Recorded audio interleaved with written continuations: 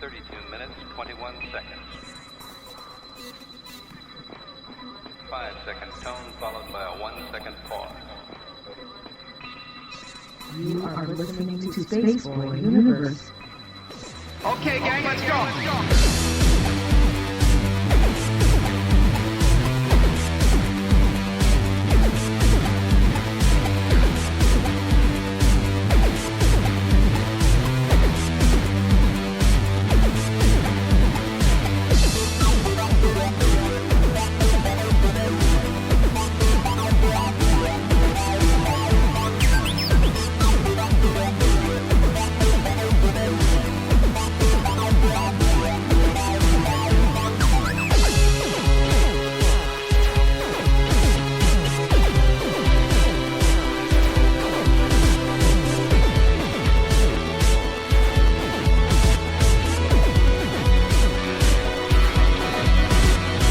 From the space city called Houston, Texas, welcome to Spaceboy Universe, featuring Spaceboy and the lovely Surlana. So strap in and prepare for launch sequence. And remember, it's Spaceboy's Universe, and you're in it. It is indeed Spaceboy's Universe, and I am your host, Spaceboy. And if you want to follow us on Twitter, you know what to do. It's at the SB Universe. Hashtag us. All that groovy information at hashtag SB Universe. Hey, we're also on Facebook. Spaceboy Universe is the keyword to look for. And speaking of keywords, if you want to follow along with the rest of the Space Cadets, all you have to do is go to Spreaker.com, type in Spaceboy Universe, and bam! Click on the chat bubble at the bottom, and you should be good to go. As always, we like to tell you that if you don't catch the show live, we're going to hit you with a wet noodle. But it's very painless. But there are other ways you can do the Spaceboy Universe, and that's on demand. Spreaker, SoundCloud, YouTube, and let's not forget iTunes. And how I love podcasting. And before I get any further, across from me is the lovely Surlana, and your mic is live. Okay, I wasn't sure. I am not organized. And she's making all that racket. Why are you not organized? I don't know. I was just distracted right before the show. Was it Dennis with all those posts out there? I don't know what it was, to tell you the truth. He's posting like a maniac. Actually, my dad is texting me because he doesn't know what we do on Saturday nights. So I was just kind of looking at just the stuff he's texting. Oh, I see. Normal stuff, telling me what the temperature is over in California. Is everything okay out in L.A.? Yeah, it's in the 50s or 60s, so they must be having a nice time out there on the West Coast. Well, that's great. It's good to know that Dad is in good hands out there with your brother and your sister-in-law, and things are wonderful. Hey, I just want to really quickly give a shout-out to a few people. Hello, Miss Michelle. Hello, Jean. Hello, K28. It's so great to see you. Hey, it's a friend of the show. It's Gordon Roop. He's out there, too, as well, tuned in. So it looks like we got a few people in there already starting to chat it up with the Space Cadets, and so that's looking pretty good. So how was your week this week, Surlana? Really bad. Headaches? Headaches and car aches. Oh. And you remember, you were involved in that, too. Just when I was trying to get over the pain of thinking about the car, you had to bring me back to that. My starter bit the dust. Well, it did. The car, we bought it brand new. And back in 2005. Yeah, but brand new, and it's got how much, over 100,000 miles on it. Part of that is from going to Contact in the Desert, I'll freely admit it. But we've gone from here to there and everywhere, and no more driving the Element to California. Well, if we do, it would be something much different than the Element, or not my fit. That's for sure. Yeah, you can do that in your fit. Yeah. So, but yeah, the starter had to be replaced, and fortunately it worked out for you. I had already scheduled being off that afternoon. Thank God. And was able to come rescue you and say, we need a tow truck. And so, that was a big thing this week, and I'm glad let's put some mileage. Spaceboy to the rescue. Put some mileage behind that issue and think of more happier things coming up here. So, Let's get right into the nitty gritty. Animaniacs, one of your favorite animation series, is now on Netflix. You can see that all in its entirety. I was pretty excited because it was about that. expensive to try to buy it on the other site. Well, we got to a point when they first came out with that on, I guess, DVDs, and I don't know, not on Blu-ray, but just DVDs. It was fairly expensive, and we were going to switch over from DVDs and Blu-rays and anyway at that point to doing a lot of our stuff digital, which we do now. So it didn't make sense for us to buy the hard copies for that show. So, but now if you're a big fan of the Animaniacs, you can catch it on Netflix. So my quick question to you on that is, who's your favorite Animaniac? I'm going to be Dot, but just there's 2 episodes in question. You must see the ones where they get abducted by UFOs. Oh, it's a classic. That is a classic Animaniacs. And there is maybe 1 or 2 things where they're kind of making fun of Jerry Lewis. Uh-huh. It's really, nice really good. Lady. It's nice really, lady. really good. And, of course, Animaniacs brought us Pinky and the Brain, which course. eventually got their own show. Mm-hmm. So there's a lot of good things. And I think, no, wait a minute. Slappy Squirrel is my Slappy Squirrel, favorite. yeah. Slappy Squirrel. Yeah, all I like good. your attitude. I think I was a big fan of Wacko, just because he was he had the British accent and quite interesting. Well, and funny. that guy who does his voice does a ton of Oh things. yes, all of them kind of really. Yeah, they all do. And I mean Tess, I can't think of her last name. Well, anyway, her first name is Tess, and a lot of people would recognize her voice from things from The Simpsons and mostly from Futurama, and then of course a lot of other things, but definitely in Futurama. Yes. Hello, nurse. I still say that and nobody knows what I'm talking about. Yeah, it's a great show, and if you've not experienced it, Animaniacs is now on Netflix. Before I leave Netflix, just want to let everybody know, have you heard about the fee increase? Not till you told me. I knew they were going from $8.99 or $7.99 to $8.99, but you're talking about something crazier. Well, possibly off the deep end, where I've read some speculation that they want to bump it up all the way to $20. Oh, they better. I'm telling you right now, I'm not going to no. pay $20 for. If they're going to keep reducing their library and throttling speeds, wouldn't be for us, but for certain the thing ISPs, they got a lot. That's some cojones. Let me tell you. I have not experienced. Netflix is a pretty solid product. They've always been a very solid product, and in fact, when Hulu was growing up, so to speak, I never understood why Hulu's connection speeds really kind of, they sucked.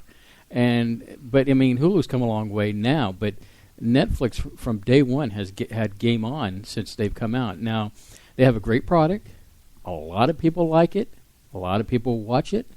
But what's the breaking point of how you're going to spend? I see a lot of these companies now are finally coming out like Stars. Mm-hmm. You can start buying a Star subscription to watch that channel and all its programming, just like you could do Netflix, like Amazon.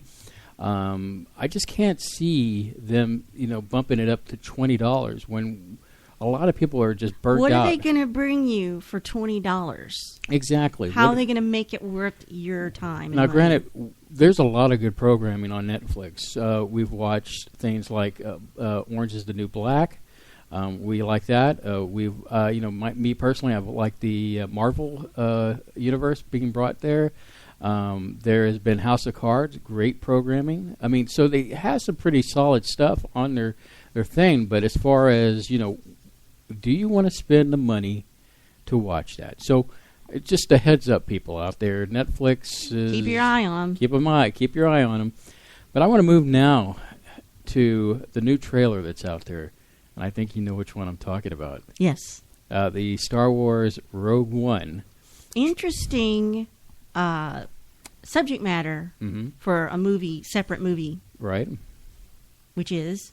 Well, basically, it's the group of people that steal the plans from plans for the Death Star. And this is where is it the Return of the Jedi where the lady goes, many Bothans died? No, and that's actually these... that's the second one. But that's, okay. This is the plans that they stole initially for the first Death Star. Mm-hmm. And so you have a group of people, kind of a rogue group of people, going to steal these plans from the Death Star, and it takes place, obviously it takes place right before New Hope.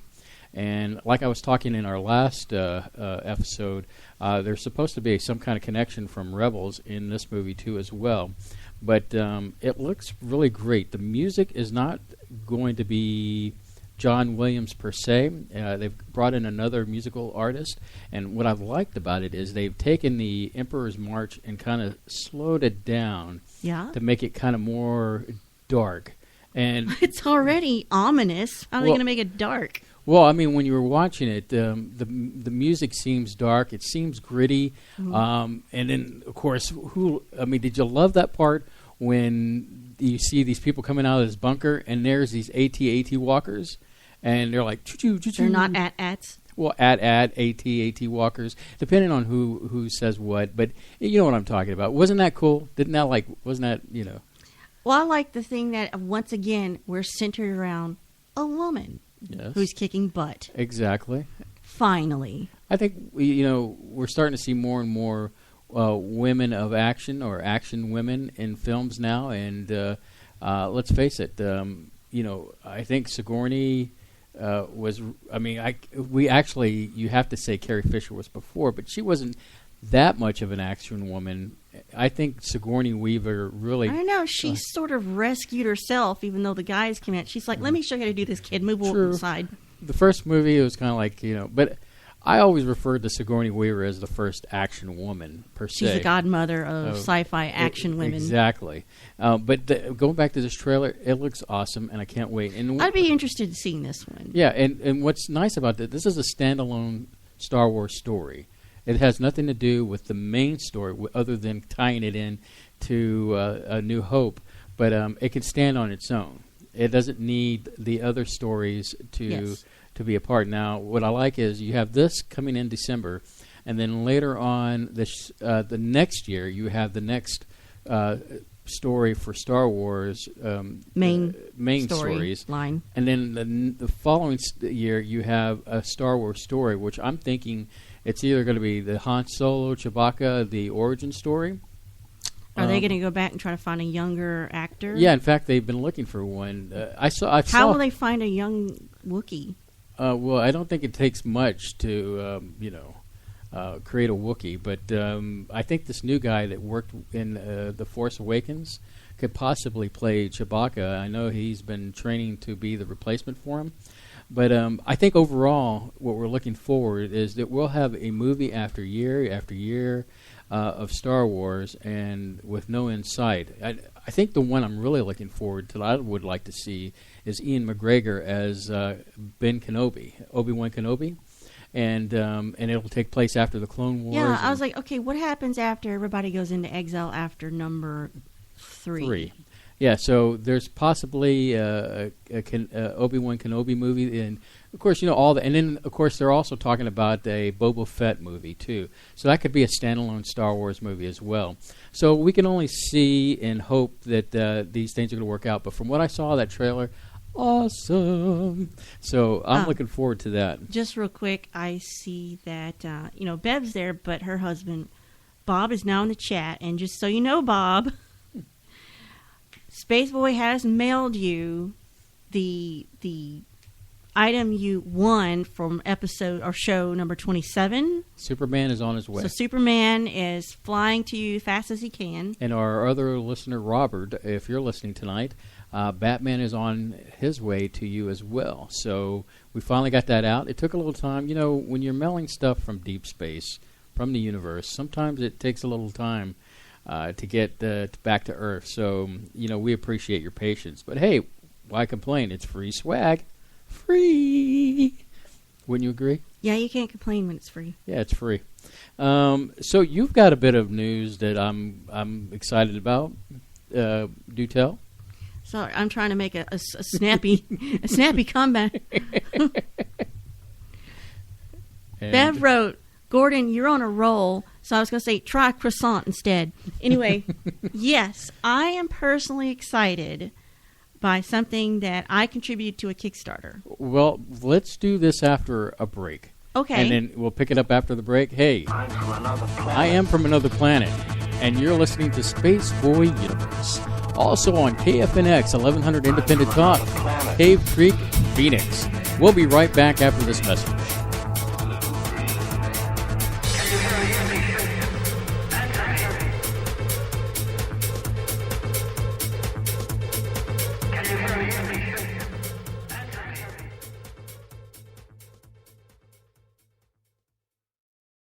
Hey, Space Cadets!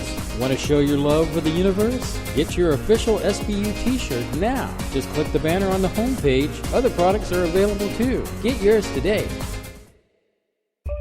Hello, Space Cadets. This is Surlana, and I realize you are busy and can't always be there for our live show. Fortunately, our shows are available on demand on Spreaker, YouTube, iTunes, SoundCloud, Stitcher, and TuneIn. Just search for Spaceboy Universe. This is author Jordan Root. You are listening to the Spaceboy Universe. This is K28, and I'm listening to Spaceboy Universe. Hi, y'all. This is Lori calling from Texas, and I love listening to Spaceboy Universe. Hey, this is Dave Cruz, host of Beyond the Strange, and you're listening to Spaceboy Universe. This is Wendy. I'm listening to Spaceboy Universe. Hey, y'all. This is Lorelai DeLille. I listen to Spaceboy Universe. Don't you? Tell your mom and them I said hi. The epic battle begins this Friday. Direct from ringside at Laser Death Melt. It's Bot versus Bot in Galaxy's 2-ton weight championship, where your challenger, Good Bot, will face the reigning champion, Bad Bot. You're terminated. Reserve seating starting at $30. 2-drink minimum, where ladies don't get in free. This is an SBU production. You're listening to Spaceboy Universe. Hey, Surlana! What? If Spaceboy Universe was cheese, would you eat it? Come on now, it's a simple question. Maybe. SpaceboyUniverse.com. Techno, dance, atmospheric moods? Yes, my friends. My latest release, Digital, has something for everyone. Even makes a great gift for Grandma. Buy your digital download at SpaceboyMusic.com.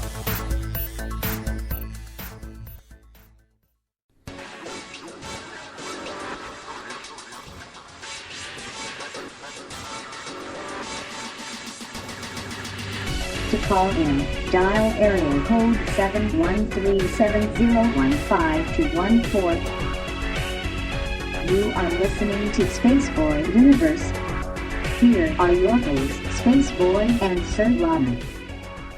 All right, when we last left you, Surlana was about to go into some Mystery Science Theater news. So what news do you got there? Well, you know, I'm a huge Riff Tracks fan, and the three guys that do Riff Tracks were the last three guys to be on Mystery Science Theater 3000. So when that ended, many years later, Mike Nelson branched off and created Riff Tracks Live, which is a brilliant thing where they create an MP3 for a movie, a major movie like Jurassic Park, Jurassic World, and you go buy the MP3 and you can go sync it up to the movie however you've got the movie on DVD or Netflix or whatever. So they started doing these live in 2009, where they would get the rights to the movie and they would riff it live, make fun of it live. And we've gone to every one except one since then. So now they've had a Kickstarter campaign that they started, and they only needed $255,000 to get this one goal they were trying to make. They ended up making over $600,000. So they're going to have a Mystery Science Theater cast reunion live on June 28th. And it will be Mike Nelson, Bridget Nelson, Mary Jo Pell, Trace Ballou, who is Dr. Forrester in the first Crow, T-Robot, and T.B. Frank, and of course Bill Corbett, the second Crow, Brain Guy, and of course Kevin Murphy, the second and most well-known Tom Servo, and Bobo, the ape. So they'll all be there, and then there'll be Joel Hodgson will be there, the creator of Mystery Science Theater, the original guy, and he will have Jonah Ray with him, who's going to be the reboot host of Mystery Science Theater, the reboot. So they're all going to be there live, and they're all going to riff some shorts live and do an interview. So I'm really excited about that because for me, that's other than my Jane Austen obsession, that's like my second obsession that you can actually get on board with. So well, I'm excited about the Jonas thing because I've heard him before. Right when Nerdist was starting off, him and I don't know that I'll Chris get involved. Hardwick and I can't remember the other guy, but I remember Jonas being on that show. So it's not like Jonah Ray. Yeah, Jonah Ray. That it's not like he doesn't have connections. He's been connected, in out there with many other things. But I really enjoy Riff Tracks. What else is Riff Tracks going to offer us now that they? Well, now they had these stretch goals. Say if we reach this amount, we'll give you this. We'll give you this. Well, now the fans have donated to the point they have blasted through that. So they're going to give us, of course, the first live show is going to be a painful event, which has already been covered with Mystery Science Theater 3000, so you can get on YouTube and probably find this. It's Time Chasers, and this is a time travel movie made in the 80s. It was like locally shot, maybe Vermont or somewhere, and it takes this mullet nerd wearing glasses wearing idiot, and he makes about 300 floppy disks worth of software to put in his little Cessna plane, and he can put this 5 1/4 floppy drive into a hard drive in the plane and fly through time. And it's so painful. And we're scheduled to go see that, right? I've got the tickets. I will. If I have to put you on a flatbed hand truck, I will get you. Have I not gone to every single Mystery Science Theater? And you've been to some painful not ones. Mystery Science, Riff Tracks. Well, with yeah, you? Riff Tracks. I mean, there's been. I'm going to admit, there's been a couple that I couldn't make it through and kind of dozed off a little bit. But surprisingly, I managed to get through the most Birdemic. Oh Lord, that was Birdemic. Manos: The Hands of Fate. Well, what I was going to say was Santa Claus versus the Martians. Which that was tough. You could not handle that one. I was just tired. I'd already seen it with Mystery Science Theater. Right. Well, half of these are. I mean, most of them I had seen. Manos and Santa Claus versus the Martians and Santa Claus Conquers the Devil or something. I think the one that I really enjoyed the most was when they did. They did Godzilla, 1995. That was that was hard. I could deal with that one, and then of course such a bad movie. My other favorite one was what was the bug movie? Starship Troopers. Starship Troopers. One night only. You'll never see it again because they don't have the rights to film it and sell it. But that was a delight. It was good. I mean, it was just cheesy enough to enjoy by itself, but then when you add the riffing to it, great stuff. And then I always enjoy the beginning because then they usually riff on an old-timey, I guess, the only way I can tell you is that, films when I was a kid, they show in class. Mm-hmm. They usually pull these somewhere out of the educational films, trying to teach you good manners or trying to teach you how to read. And they're usually from the late 60s, early 70s. Sometimes the 50s, sometimes black and 50s. White. But, so they're because the values we have now and the way we are so wildly different from back then, it's... Of course, they were better back then. That's probably the way we should be behaving, but not in this world. We can't do it like that. But it's just, I urge you, go to rifftracks.com. A lot of their stuff is $1.99 or 99 cents. Join up, buy a short because you can get that's the entire video and the riff together. You don't have to do them separately. Treat yourself. So, in Carl, stand back news, Walking Dead. Oh, wait, let me get my nail file. I have something to do while you talk about this. Well, peeps, we know that the season finale of Walking Dead happened this past Sunday. And if you were under a rock, you didn't realize that a lot of people were pissed off because it ended in a major cliffhanger.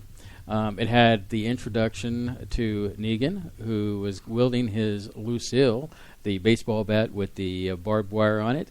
And it shows him basically, I guess, killing one of the, Rick's pack. And all I can tell you is, one, it wasn't Rick, it wasn't Carl. But there is a sound clip that's out there that somebody slowed down where you can actually hear who it possibly could be and way it relates to the graphic novel. I'm not going to spoil anything by telling you, based on the graphic novel that is, that Glenn is the one who gets killed. But, that doesn't mean that it's going to be him, just that because it happened in the graphic novel doesn't necessarily happen in the actual TV universe.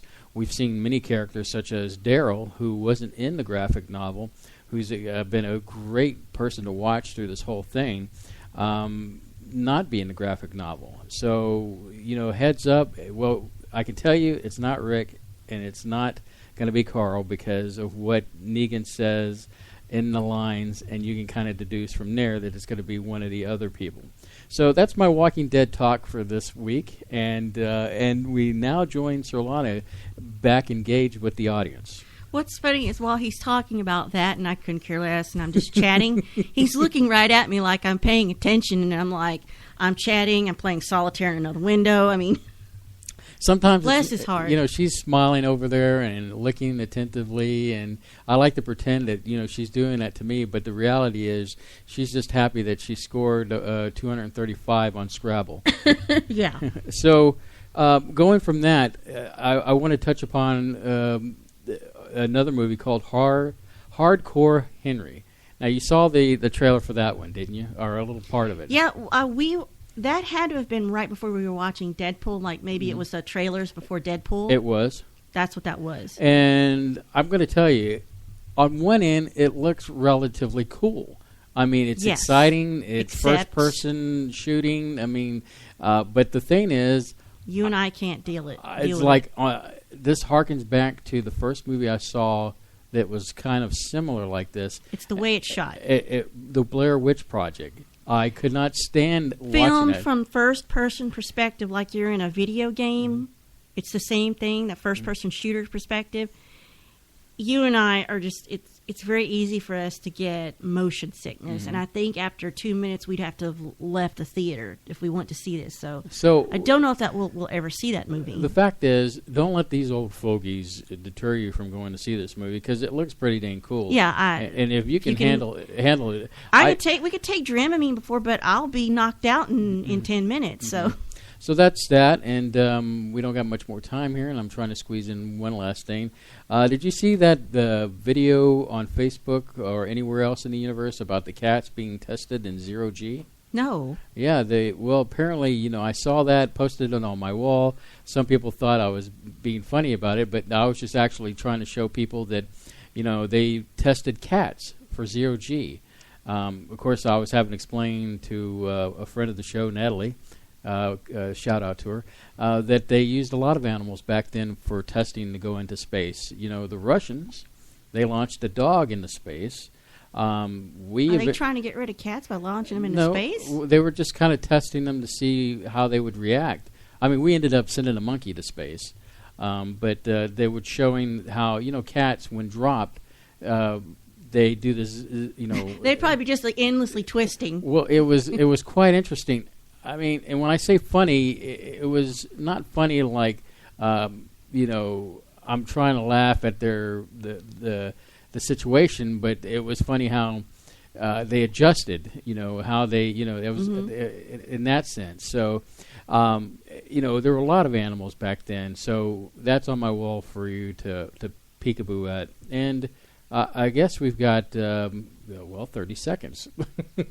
Not enough time to get this all, but no, I'm trying to get you to do maybe a Data Bites on Saul. Mm-hmm. Well, we'll probably have to do that. There's a few things. In fact, I think we're going to do a Data Bites on Star Wars Awakens. I think there's been enough time. Everybody's seen it. I haven't seen it yet, but you have it available for me, and we'll review that together and go down the rabbit hole together and see how that may try to watch out. It tomorrow. So, with that said, that's enough for banter time. I think what we need to do is take our next break. And when we come back, we are going to talk about what everybody's been waiting for, Jack the Ripper. That's right after these messages. And remember, you're listening to KFNX, 1100 Independent Talk, Cave Creek, Phoenix, and Spaceboy Universe.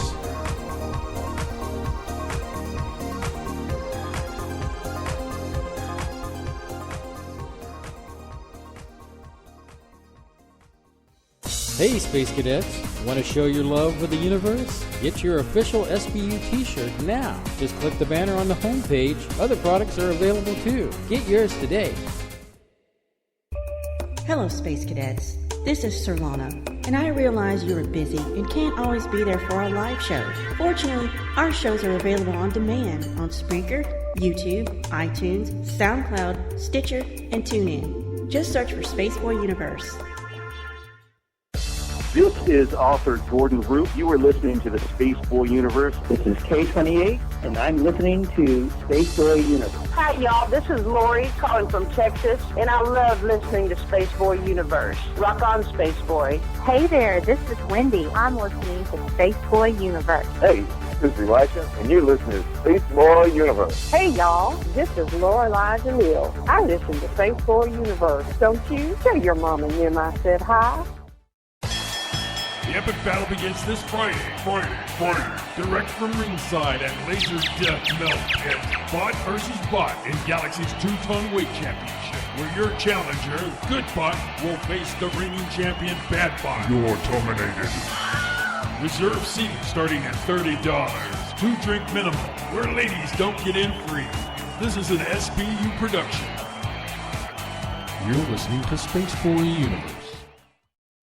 Hey, Surlana. Yeah, Spaceboy? A lot of people have been asking about T-shirts from the universe. They have? Yeah, in fact, they've been, seeing these things pop up here and there, and they've been wondering where to get them. Well, all you have to do is go to spaceboyuniverse.com, and there is a banner ad right there you can click on, take you right to the store so you can grab a T-shirt for yourself. Is it just T-shirts? Well, no, there's more than just T-shirts. You can take a piece of the universe with you on many different kinds of products. Sounds cool. Go to spaceboyuniverse.com.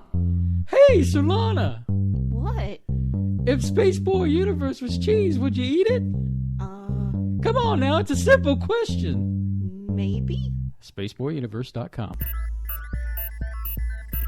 Techno, dance, atmospheric moods? Yes, my friends. My latest release, Digital, has something for everyone. Even makes a great gift for Grandma.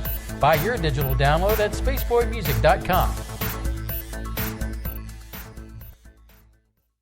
Hey, Surlana. Yeah, Spaceboy? I've been getting a few calls lately about people that are just not able to catch the live show, and they're wondering about the on-demand show for Spaceboy Universe. Indeed there is. You can catch our archives on our YouTube channel and on SoundCloud. We're also on a variety of other platforms such as Spreaker, TuneIn, and Stitcher. Well, that sounds cool. It is. So check out our archives on any of these websites. And you can definitely get to these links by going to spaceboyuniverse.com.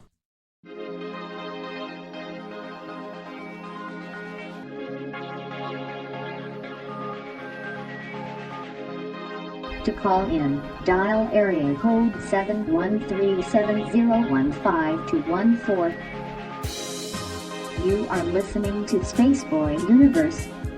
Here are your hosts, Spaceboy and Surlana. On August 31st, 1888, Mary Ann Nichols, separated from her husband, found herself in the East End of London. She had no money and to secure a bed at a lodging. I'm gonna get a little tongue-tied. She had no money to secure a place at this lodging, and before she left, she went to go sell her bonnet. About a half an hour later, she was dead. She became the first victim of Jack the Ripper. So that's where we start, Surlana, is our first victim, Mary Ann Nichols, Jack the Knife. I can't believe it. I'm a little tongue-tied and I don't know why. Maybe I'm playing Scrabble over here. Anyway, so Mary Ann Nichols, that's where we start. Okay. Go ahead. Okay, well, basically you have the first victim, and I think it's important to describe to our audience what was the East End like? What was Whitechapel? Whitechapel is in the East End of London now. This is 1888. This is close to the end of the Victorian era, which ends in 1901 with the death of Queen Victoria, but it started in 1837. Not much has changed, I think, except Industrial Revolution. From the time period I know, which is a previous time period, the Regency period of 1800 to 1830. So you've got a densely populated area called Whitechapel. This is a poor area. This is the rough bit, as Carl Pilkington would say. And so you've got a lot of people densely packed in boarding houses, and yeah, a lot of them didn't own houses. They basically rented rooms out, DOS houses as they would be called, or common lodging. A lot of these rooms can hold up to almost 6 people in a room. Now, this is also an area rife with prostitution, because in this state, maybe you had a little bit more wiggle room for legitimate employment for women, but not a lot. I mean, maybe they could work in a factory or a poorhouse, but you're either married, become a servant, or you're making money on your back or in an alleyway or wherever you can. So it's still not a lot of options for women out there. So there's what I have learned, and I had to go from ground zero on Jack the Ripper. I mean, I knew loosely what it was, but it was probably in the last 20 years or so I realized it wasn't just a legend or a story that you tell, just to scare somebody. This is something that actually happened, and they gave it, he was named Jack the Ripper because they didn't have an actual person that did it. They couldn't nail down who did it. Well, before you go further, I just want to add that Whitechapel wasn't like the Chicken Ranch or anything like that. It was a place where most of the poor was at. You had immigrants that were living within this very small area of London, where people just were coming, and they were looking for jobs from there to try to get out of that. So it was a cheap place to go for just about anybody that didn't have the money to do anything. Like I said, I've learned a lot, and this is a big topic. There was no time to really delve in deep to anything like reading a book or even the top 3 books recommended on this subject matter. But from what I've learned is, my goodness, there were a lot of men running around the Whitechapel area in the fall of 1888 with an STD and homicidal tendencies, and just plain crazy. So how they got 100 suspects or more for this one event, it's amazing. Well, it was like we were talking about. These murders were significant. Even though they were in a small area, London as a whole basically was shining its light on this situation, and they wanted this resolved. So basically the best that they could do was, let's take the attitude of bring in as many suspects as we can, and hopefully we'll get lucky with whoever and find our killer that way. It's just really interesting. With this event of killing of however many, there were 5 accepted canonical victims, but there was 11 over this period of time. This was a new thing with the press coverage. Right. I think this is the first high-profile murder case. And the series of murder was a new thing the world had not known before. The press was partly responsible, I think, in creating a lot of the myths that surrounded the Ripper. And let's jump back real quick. I want to mention those 5 victims' names. Sure. You had Marianne Nichols, who was found dead on August 31st. And all these deaths take place in 1888, so that should give you a perspective of when the year was. Annie Chapman, Elizabeth Stride, Catherine Edos, and Mary Jane Kelly was the last victim, I do believe, that happened as far as part of that conical 5. Yes. It's just sort of, I don't know how you would lay, it's just strange where people would write in and try to suggest ways to find a killer, or have you looked into this person? It was just strange. I don't know if we do that now. Well, I mean, I believe that there was a famous inspector by the name of Frederick Aberline, who basically, I guess, put forth the theory of that Jack was actually Jill. So I mean, you had different people. I'm not buying that. Well, I'm not going to buy that one either. But there were people out there. I mean, it's kind of like, you know, when you see famous people today, when there's been some kind of significant killing or whatever, and they come forward, whether it be professional investigators all the way to psychics. We've seen it in modern day, so it's not uncommon. But it was like we're more familiar now with sexual serial killers, especially that was more common of hearing about, you know, in the 70s and 90s. But this really seemed to grip the city. And it was sort of, I guess it was terrifying at the time. Yeah, because there hadn't been anything like that and the before. victims were left in plain sight. Right. And they were mutilated. Right. Horribly. So, and at the time, I think the law enforcement was careful to try to conceal clues, but the public was very watchful. The publicity coverage led to a lot of speculation by the public about who could have committed the murders. Right, and I can only assume that the press, even though they had the basic facts maybe right, they probably embellished a little bit for the sensationalism. I mean, the tabloids of the time were really kind of ramping this up. Well, England's always been, their media and their tabloids have always been way more harsh than ours. Even now, the things they do, I still can't believe the things they say. But, so do we want to say how or what he did to the women? Or is that too gruesome? It's getting kind of ahead of ourselves. I just, basically after that first victim, Marianne Nichols, your second victim, I guess was about 8 days later. And in fact, it was less than 10 minutes, a 10-minute walk away. Annie Chapman ended up being the second victim. So she was next, and then I guess you have 3 weeks later, you have Catherine what was her name again? Catherine, I always get it wrong. Yeah, Catherine Edwards. I pronounce it Eddowes because I don't know. Okay. Exactly.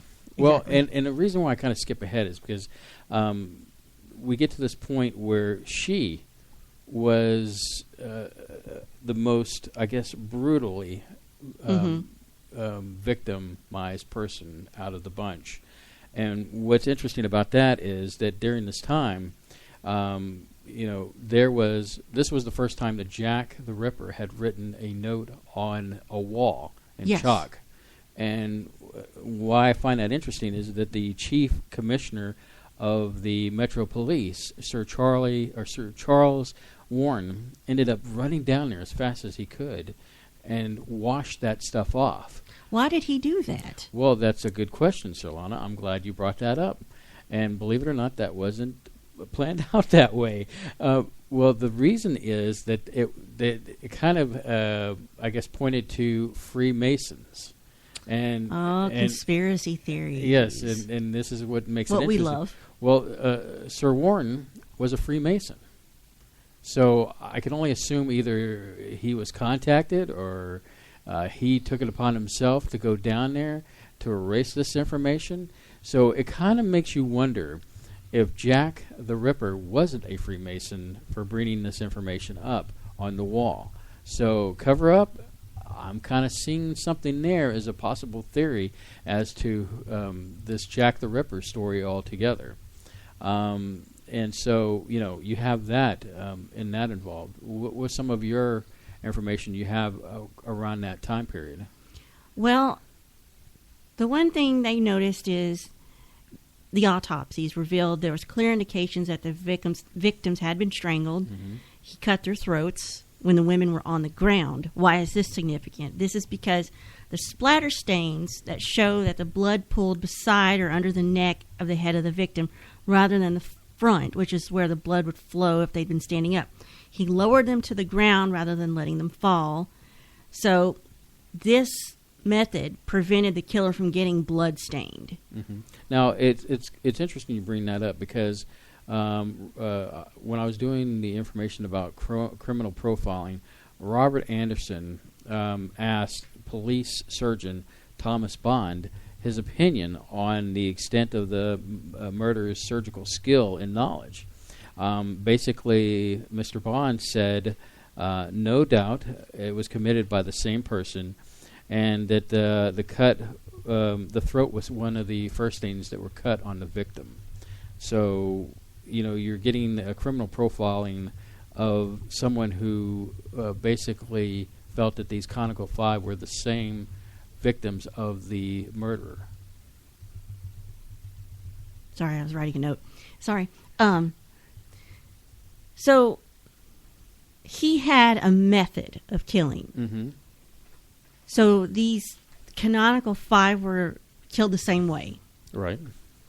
So this leads me to believe he knew how to prevent himself from being bloodstained.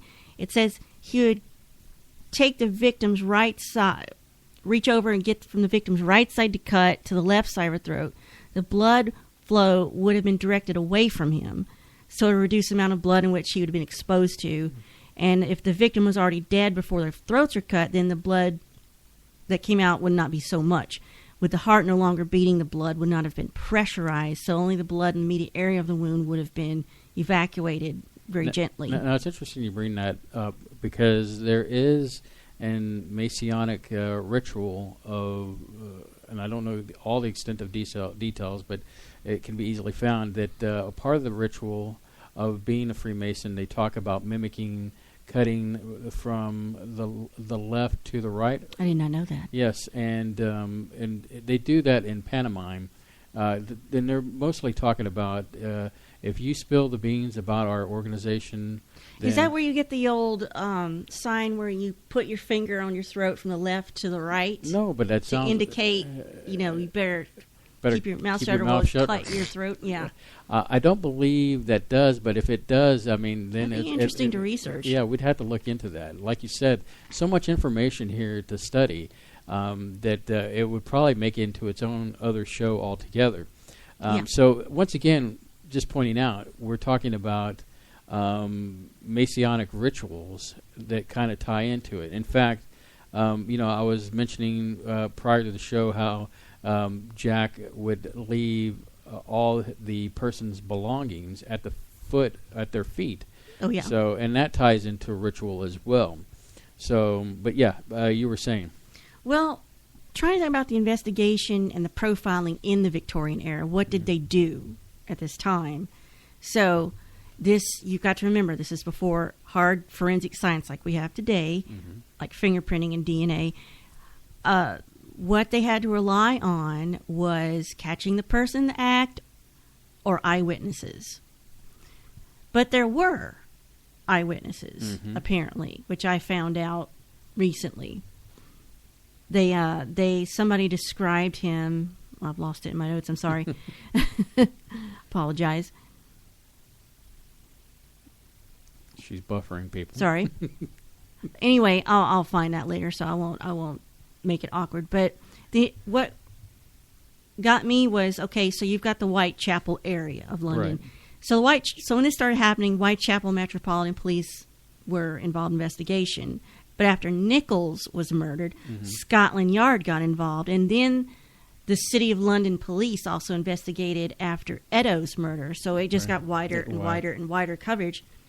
So because it's believed that I can only assume that once again we go back to the thing where you have a city and I'm sure press plays into this because in modern press we see it kind of play into feeding the beast, if you will, basically terrorizing and scaring, like for example, bird flu. It can kill you in 2 days, like it does in our own media. So we have sensationalism. Sensationalism played back in there, and for what purposes? And that, that's something I would like to devote a whole show to, but I don't know if Spaceboy will let me do it. Well, we're working on that, but that's why I tied it in because of your knowledge behind the media. Yeah. I mean, you are quite the. I had a grad course about it, so it's really cool. So people are invested. They're concerned. They're scared. It's kind of like hide your husband, hide your kids, hide your wives. Yes, exactly. So the police forces work together very well, although there's a rumor that the senior staff actually didn't fully cooperate, but I don't know where that goes. But most of the sources do not fault the police for failing to solve the Jack the Ripper mystery. They point out that catching serial killers was still a hard task, even by today's technology. But because the local denizens of Whitechapel were not fully, they weren't fully trusting of the law enforcement, or they didn't think they were doing enough to protect them and find this guy. So a group of citizens basically formed what we would call today a neighborhood watch. They got together for volunteers in the East End and called the Whitechapel Vigilance Committee. And they would patrol the streets because they were not satisfied with what the police were doing. But it was because of the extent of the mutilation of the victims. It was disturbing to them. So they were trying to find this guy. But what's interesting is there's these theories put out, because of the way these women were murdered and mutilated, they thought, well, this guy must be a doctor, like a surgeon, or maybe he's a meat butcher by trade. But at the end of October 1880, Robert Anderson... Well, I know you're going to go into that. Yeah. Go ahead. Queen Victoria actually mentioned that about either being a butcher, but she also mentioned that it could possibly be a cow herder of some kind. Yes. Yeah. I guess they just thought they had too much knowledge about the human anatomy. Exactly. But Robert Anderson asked the police surgeon Thomas Bond to give his opinion on the extent of the murderer's surgical skill and knowledge. So, because of the fact that all the victims were lying face down and murdered, and the arterial blood splashes on the walls, but Bond didn't believe the killer had to have special medical skills of a doctor or a butcher. He just thought Jack the Ripper was a homicidal maniac with satyriasis, which is the male version of a nymphomaniac. It's a new word I learned.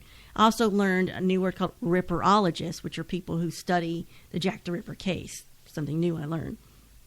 So there were, as I said, there were clues at the time. So Jack the Ripper left clues to his identity in locations, or the location where he killed Catherine Eddowes. So as you mentioned, Joseph Lawwind was walking along with two others around 1:30 a.m. on the night of Eddowes' murder. He saw a man and a woman identified as Eddowes because of her clothing, and then later described the guy to be, to the Times newspaper, of shabby appearance, about 30 years of age, 5'9", fair complexion, having a small fair mustache, wearing a red neckerchief, and a cap with a peak. Eddowes was dead 10 minutes after she was spotted with that man. Well, I believe that the hat that they were describing was a huntsman hat of some kind. And that's significant because of another suspect we'll talk about in a little bit here. But go ahead and continue. So the witnesses to the other murders corroborate this to the most details of that same description, although they usually have Jack wearing more genteel clothing, so he must have a little bit more money.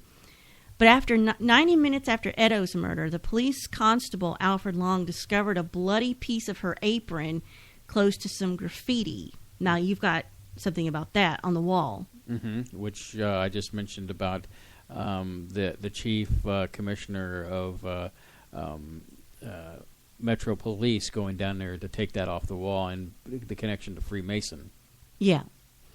So that was what they had back then. They had some eyewitnesses, and they had the remains of the victims and their personal effects. What about what's survived till now? Well, a lot of the evidence was lost, and it's a considerable amount. Virtually everything the City of London police had on this files in this case were lost in the Blitz during the First World War, or the last World War, excuse me. That's World War II. What remains of the files that were available to the public is sparse. Now, some people have claimed that these files were purposefully destroyed to keep the murderer's identity a secret. I don't know why they want to keep a secret unless it was someone high-ranking or royal. The fact is that from the beginning, the items were removed for souvenirs. Yet Edo's Shaw still survives, and I'll get into that with one of the possible suspects later if there's time. And the next thing I was going to cover was the letters. Well, go ahead. We've got a little time for that. Okay. So there was 3 letters supposedly from Jack the Ripper. So during the time, the media and the police received hundreds of letters regarding this case. Now, some of these letters, as I mentioned before, were offering advice on how to help find the Ripper or who the Ripper could be. But a lot of these had to be dismissed because they were of no use or ludicrous. But there's 3 or 4 that stand out. So the 3 that stand out is one is called the Dear Boss letter, dated September 25th, 1888. And it was received by the Central News Agency. Well, when they got it, they waited, and then they sent it to Scotland Yard on the 29th of September. At first, they thought this letter was a hoax. But when Edo's was found 3 days later, after the letter's postmark date, with one of her ears partially cut off, the letter said he promised to clip the lady's ears off. So that got their attention. And the interesting thing about that, just as a footnote, is that they did end up getting, what was it, half a ear or something to that effect? Well, that's in the next. Okay. So Edo's ears was nicked by the killer initially, incidentally, during this attack, but the letter's writer's threat to send the ears to the police was never carried out. So this letter, it was in this letter, Dear Boss letter, that it was signed Jack the Ripper.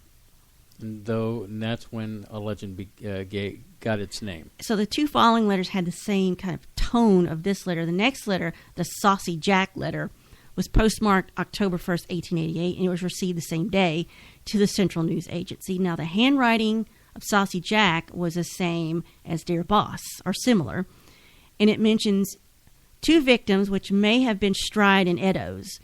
Now, it's contested that this letter was mailed before the murders made it to the media. It was postmarked 24 hours before the murders took place, after the details were known and being published and talked about. So I don't know if that calls it into question. Mm-hmm.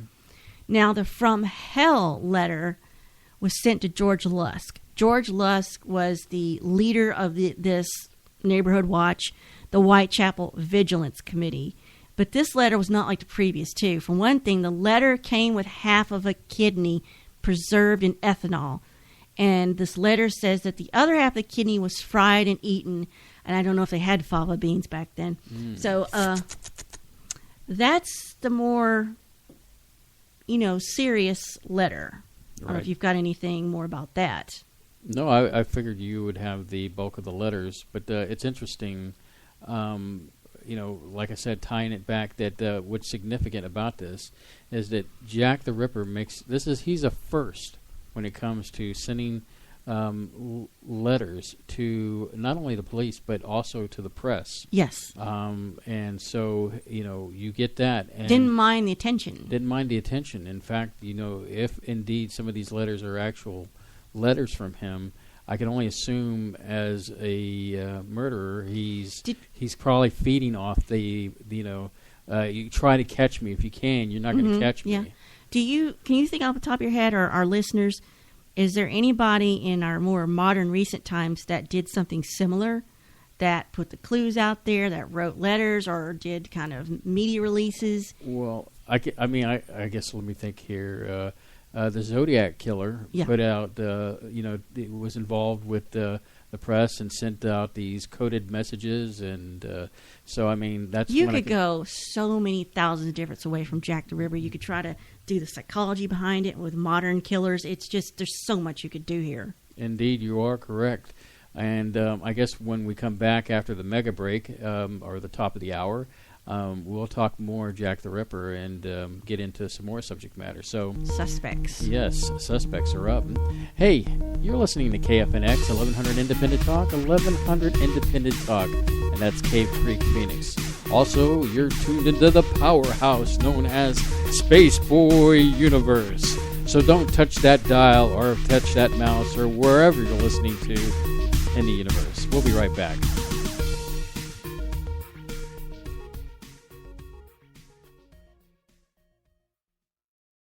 Hey, Space Cadets.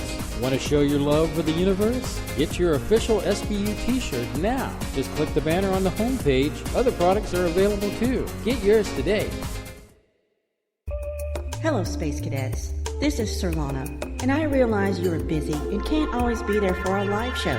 Fortunately, our shows are available on demand on Spreaker, YouTube, iTunes, SoundCloud, Stitcher, and TuneIn. Just search for Spaceboy Universe.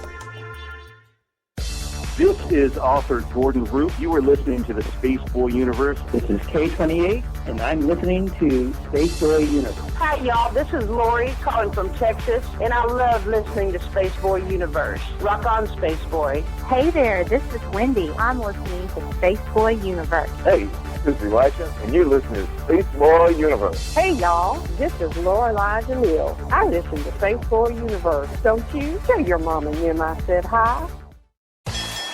The epic battle begins this Friday. Direct from ringside at Laser Death Melt. It's Bot versus Bot in Galaxy's 2-ton weight championship, where your challenger, Good Bot, will face the reigning champion, Bad Bot. You're terminated. Reserve seating starting at $30. 2-drink minimum, where ladies don't get in free. This is an SBU production. You're listening to Spaceboy Universe. Get your game on Spaceboy Universe.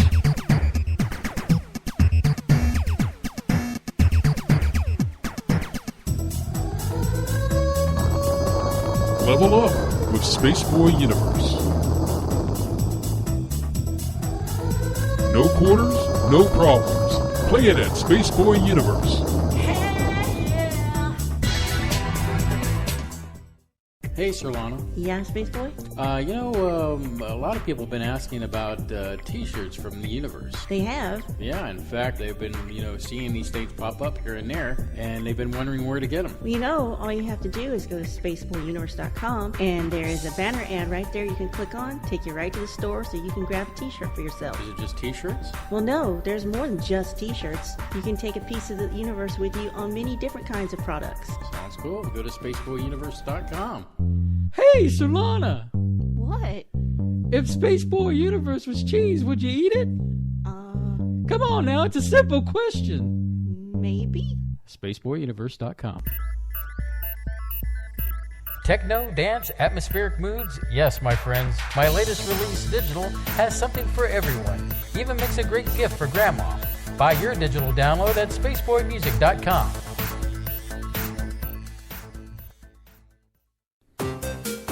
Check out the new podcast, Spaceboy Universe, where we'll talk about a wide range of topics from A to Z. And remember, it's my universe, and I'm trapped in it. What? SpaceboyUniverse.com. Hey kids, grab your milk and cereal. It's Spaceboy Universe time. Yay!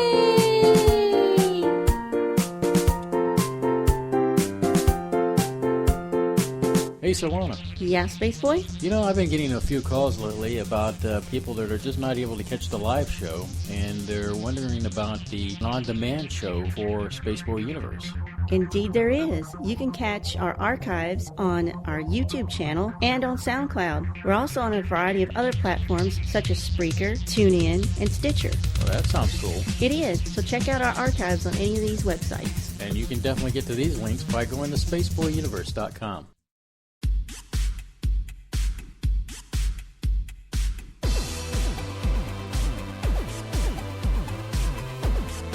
To call in, dial area code 713-701-5214. You are listening to Spaceboy Universe. Here are your hosts, Spaceboy and Surlana. All right. We're back. And just want to give a quick shout out to the man who helps us out more than you can imagine.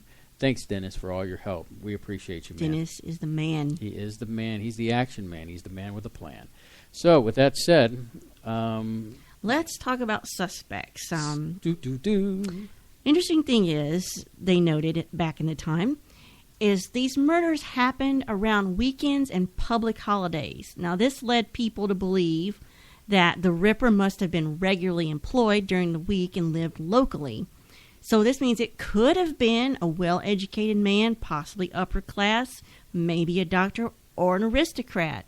The reason for these beliefs were probably due to the fact that the citizens of Whitechapel had such a distrust of anybody that was wealthy or privileged or titled. When I mean titled, I mean, Lord so-and-so or the Duke of whatever, Viscount Fancy Pants. Because the people of this area being poor, and they were used to being exploited by people with money. And the fact that the list of suspects for this case is over 100. So do you want to get started with everything you want to say? Well, I mean, did you want to go ahead and name some of our prime suspects? And no, because I want to talk about what I want to talk about, and you want to do what you want to do. What is it you want to talk about? Well, I've got my list, and I think some of them cross over with yours. I picked one that sounded ludicrous. We have the same Prince Albert Victor. Yeah, which I'd like to talk about that. Yes, let's go ahead and talk about him then. Okay, well, basically, Duke of Clarence, also known as basically Albert Victor, Prince Albert Victor. He at the time was studying in Whitechapel when these murders took place. Now, there is some more information out there that some believe that what was he studying in Whitechapel? Art. He was studying art. Okay. So, it places him there, but then there's some other information. Some of the Ripperologists believe that he was elsewhere at the time, and I know you have some more information behind him. But let me continue with. I was going to say a word with my thing, and we'll chime in from there. Basically, Sir William Gull, who was the physician to the royals, basically took care of the royals. Enough said there. But he was seen many of the nights of the murders. Eyewitnesses had seen him kind of rushing through the streets. One of the supposed suspects. One of the supposed suspects. And so you have a connection to the royals in that aspect. So when they were searching for what they were searching for at the time, and you kind of brought this up with another detail, was a well-spoken man, medium built, fair complexion, and between 20 to 40, which basically matches the description of all the suspects. I get ahead of myself. The majority of the suspects that we're talking about, but none of them basically are a Freemason other than Prince Albert Victor. He's the only one that's a Freemason. So I find that interesting. I wonder if this is the beginning of Prince Albert and the can. Well, I mean... if this is the Prince Albert of Prince Albert and the can. I think the Prince Albert is later on. Or maybe that's a Scandinavian prince. Well, anyway, so... and here you were worried that I was going to talk about my jokes this evening. Sir... That's a legitimate question. That's not a joke. It's a legit question. Well, I can't tell you how many. The Prince Albert thing is a joke, but I'm speculating about it. Hello, is this the grocery store? Do you have Prince Albert in a can? Well, then you better let him out. That's what I'm. I didn't say the joke. Anyway, so basically, the Sir William Gull took care of the prince, and basically he had venereal disease. And it was documented. That's the only thing I wanted to make a quick aside on. Okay. Why do we keep bringing up sexually transmitted disease like syphilis? Because in the part of the profile of Jack the Ripper that's, maybe agreed upon these things that fit him, like the FBI did do a profile, is he must have had syphilis. And the only thing I wanted to talk about is why that's significant.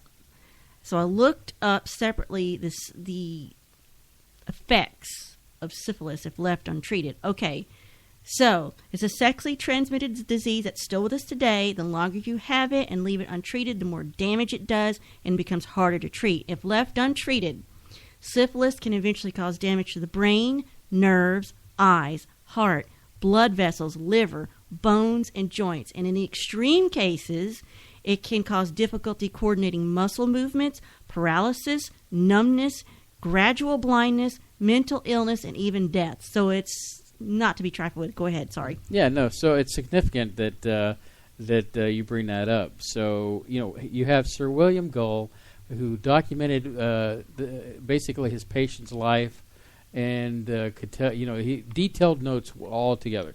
Now, we flash forward to 1970. This info found its way to the eminent British physician and ranking Freemason, there's that Freemason thing again, Dr. Thomas Stowell, who charged that in a magazine called The Criminologist and on a BBC interview that the Duke was indeed Jack the Ripper. And now, what's interesting after that, after 7 days he made that announcement, he recanted his story in the London Times. And then within a week, he was dead. Now, and if you think it stops there, so you think, okay, the guy's dead and all that stuff. 2 days after his death, his son had burned all the doctor's files on the Jack the Ripper case. Suspicious. So the whole thing is very suspicious when it comes to the Duke and that aspect. And so you brought up an interesting point earlier. Remember how you were talking about the pointed hat thing? Yeah. Well, the Duke was a hunter. Mm-hmm. And that pointy hat thing is a huntsman's hat. And so there's kind of a slight connection. And the cloak that they saw him in, or the suspect, long coat. Yes, yeah. was a hunter's coat. So I'm not saying that that's a direct, thing, but it's one of those things that make you go, So, nice 90s callback, dude. Well, thank you. I appreciate it. I'm full of it. I'll be here all week. So, between all this information, and like I said, I go back to the people who study this, the Ripperologist, say that he was possibly somewhere else at the time and couldn't commit the murder. But a lot of these little details We're still talking about Prince Albert? Prince Albert. Well, the reason here's why I don't suspect him, if you care to know. No, it's a free country. He was well known by the English public, but not highly respected by many of the lower and some of the upper class. He had a reputation for being a ladies' man and was rumored to have been a party to many scandals. Now, I'm glad you brought that up. Let me just interject this here. His father, King Edward VII, was probably just as bad and had indiscretions. Yes, because it's not a big deal Queen Victoria was like, "Oh my, I cannot see putting you in charge of anything, but you are the next in line." It's normal royal behavior for the time. Yeah. And Prince Harry, that's modern day. The previous again, I keep bringing up the previous era, the Regency era, because that is my wheelhouse. That's Jane Austen times. Right. And if you have seen Blackadder, the part where Hugh Laurie's playing the Prince Regent, this is what they're covering. So the previous era, Prince George was known for the same thing, the same antics. He blew money on lavish architectural projects. He had parties and affairs, and all while his father, King George, was going mad. The Madness of King George, that movie, that's what covers this.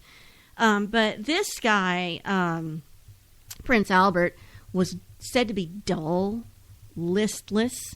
He was not bothered. They didn't bother to give him a proper education. He was partially deaf. There was a rumor that he might have been functionally retarded. Mm-hmm.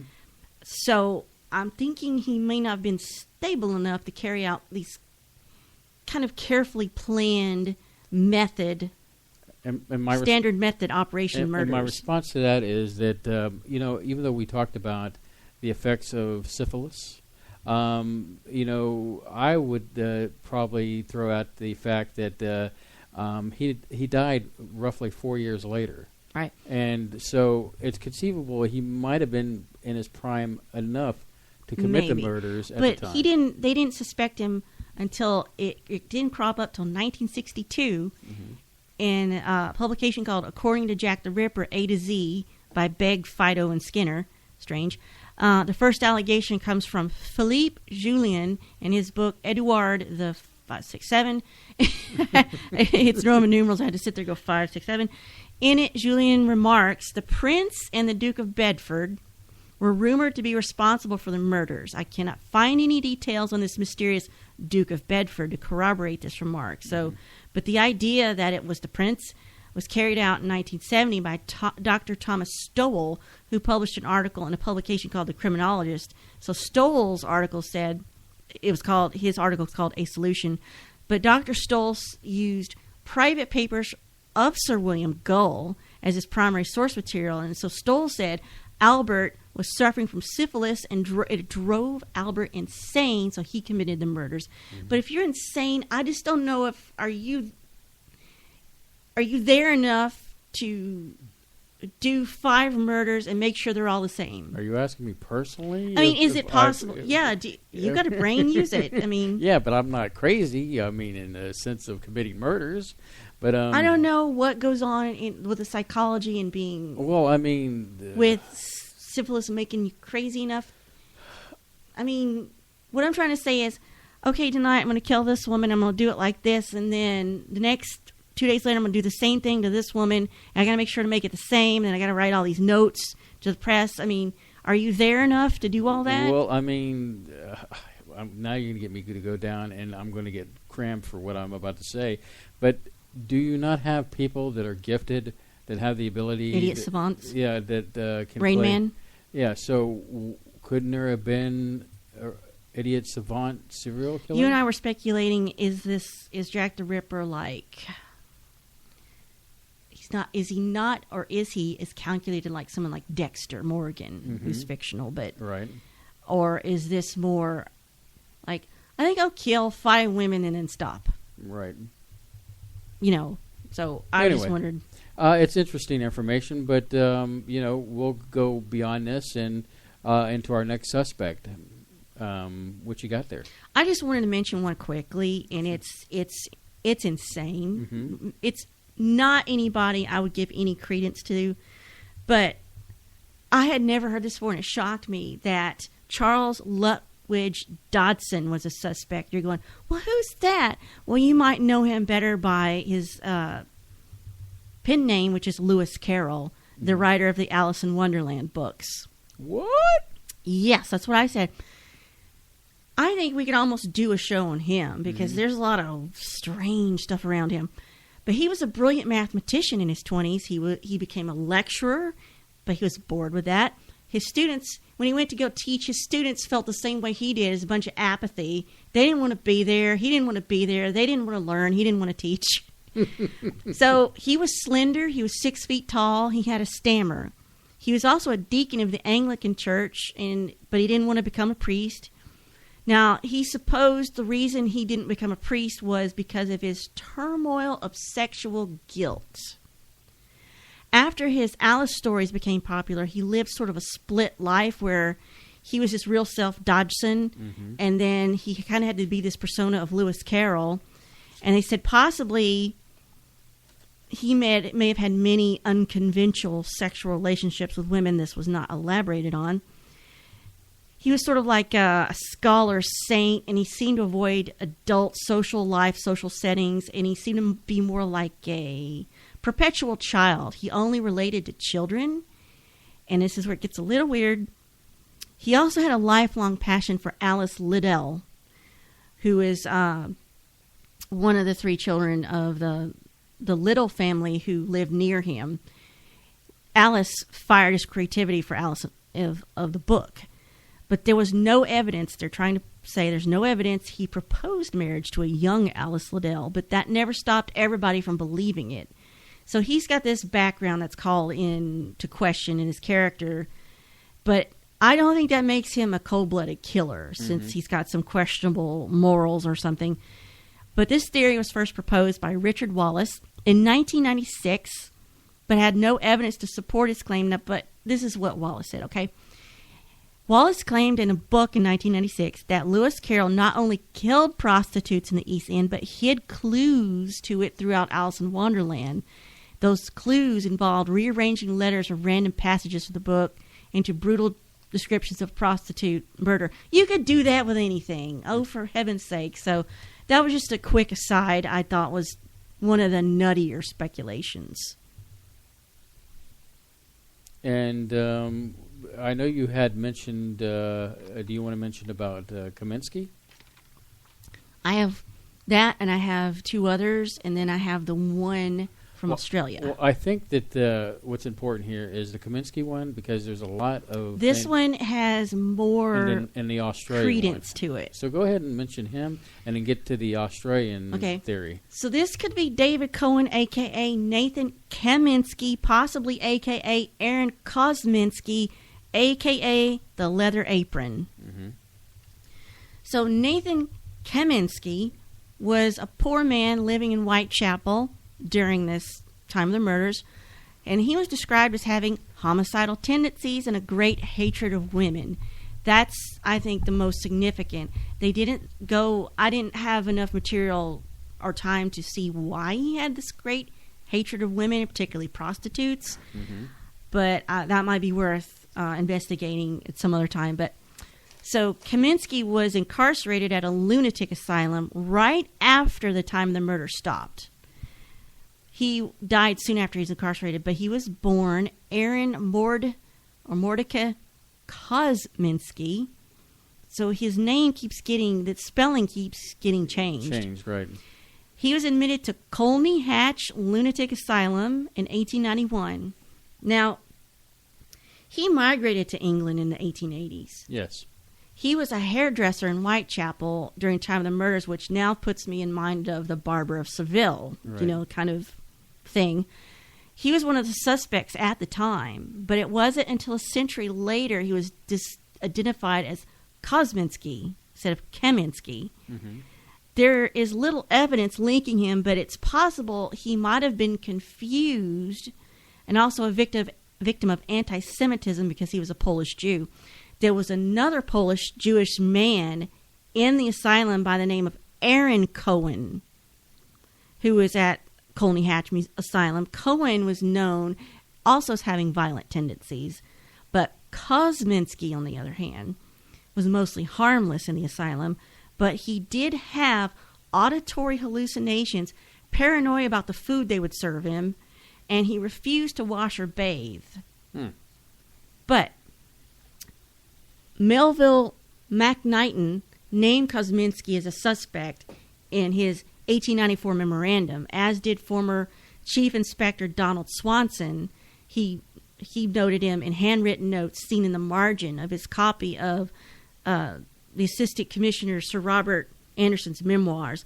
McKnighton memoir states that there is a strong reason to believe Kosminski is the Ripper because he had a great hatred of women with strong homicidal tendencies. But so Anderson's 1910 memoirs claim that the Ripper was a low-class Polish Jewish man, to which Swanson added the name Kosminski in the margin of his copy. Swanson also noticed that Kosminski had been watched by the police while he was at his brother's home in Whitechapel and was later taken away with his hands tied behind his back to the workhouse and later to Colney Hatch Asylum, where he died shortly after. But I don't know where the evidence is, or I don't know if any witnesses were named for this guy. I think if I had more time to research him, maybe I could find more to build his case stronger. Right. But he might, again, I don't know what crazy is and what you can do under that circumstance. It sounds like a Data Bites episode might be something where we can. We may have to follow up. We may have to do one of our topic roulette shows where we follow up on some more things. Maybe I could read one of these books. I have Patricia Cornwell's book as a digital download. So moving from him, you have the, I guess, the gentleman from Australia who is claiming that he has a victim. Australia has a case for Frederick Deeming. Now, is this the same guy that we watched that he has the DNA and all that from the scarf?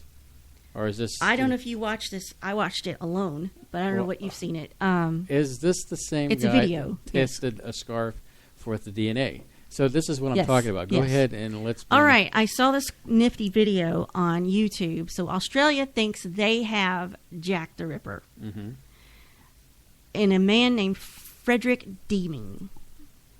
He's a native. He was in London at the time of the murders. He was spotted in Whitechapel the night of the supposed double murders, which I don't know if that actually happened, double. Mm-hmm. He was seen by a dressmaker that night who said he was agitated over press coverage of the murders.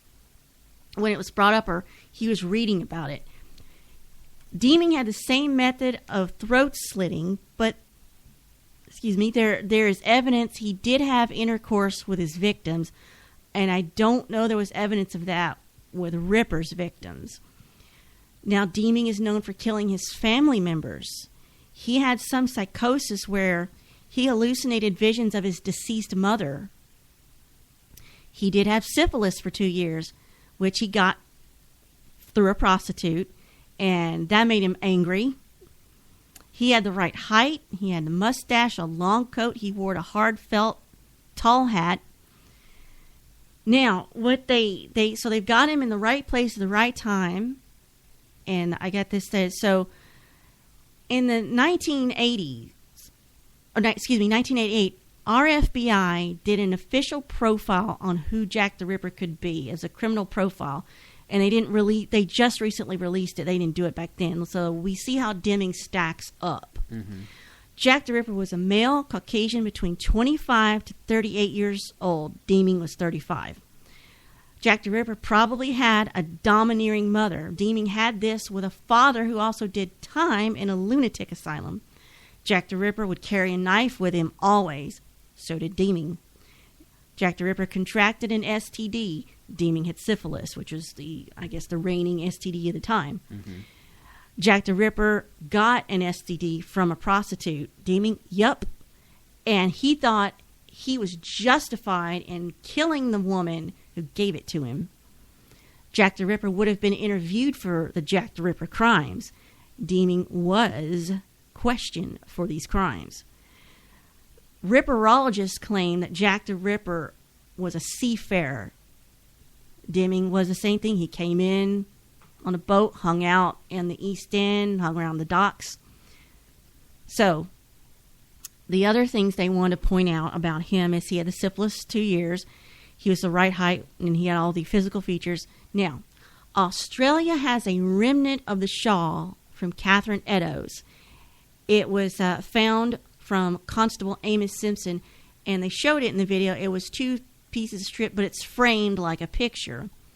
So you're thinking, well, they can't do anything with that. Where's the rest of the shawl? Who's got it? So Eddowes' shawl was passed down through that family. So Australia has Deeming's skull, so they have his forensics. They would just need something off of Eddowes' shawl to link it.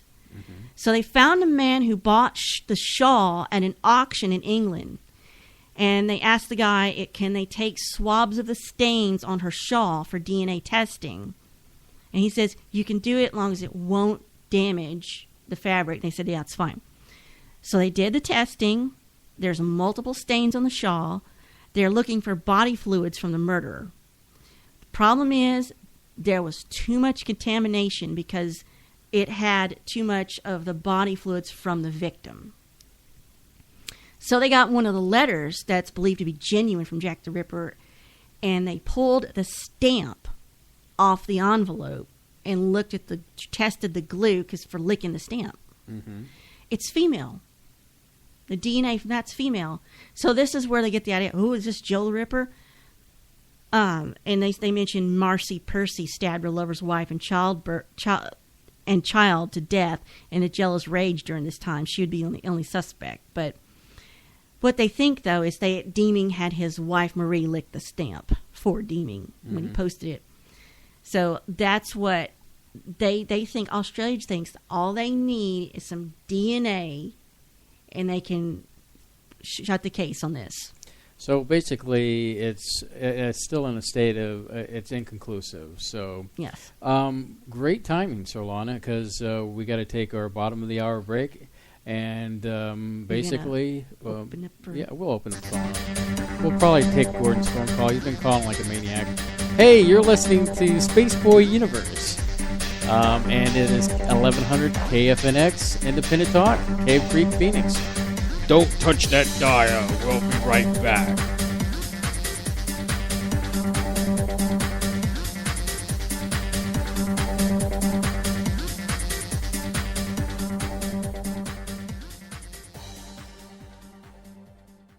Hey, Space Cadets. Want to show your love for the universe? Get your official SBU t-shirt now. Just click the banner on the homepage. Other products are available too. Get yours today. Hello, Space Cadets. This is Surlana, and I realize you are busy and can't always be there for our live show. Fortunately, our shows are available on demand on Spreaker, YouTube, iTunes, SoundCloud, Stitcher, and TuneIn. Just search for Spaceboy Universe.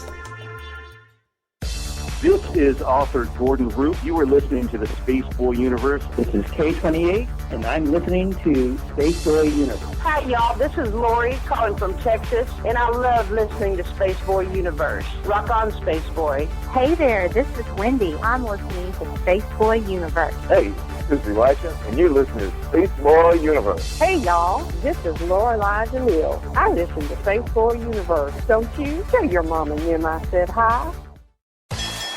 The epic battle begins this Friday. Direct from ringside at Laser Death Melt. It's Bot versus Bot in Galaxy's two-ton weight championship, where your challenger, Good Bot, will face the reigning champion, Bad Bot. You're terminated. Reserve seating starting at $30. 2-drink minimum, where ladies don't get in free. This is an SBU production. You're listening to Spaceboy Universe.